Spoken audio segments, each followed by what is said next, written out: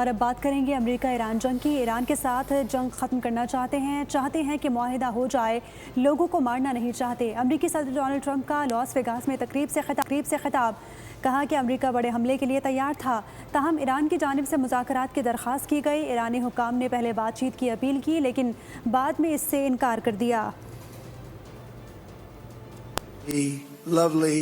Islamic Republic of Iran. We're knocking the hell out of it. I'd rather make a deal because I don't want to kill people. I do not want to kill people.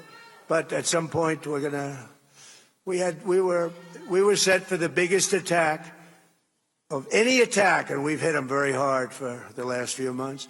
But we were all set for the biggest attack since World War II, and they called me. And they said, please don't do it, let's talk. And then they said, we never said that. You know what? The fake news knows they did say that, but we are talking, let's see what happens. But they respect us. They respect us.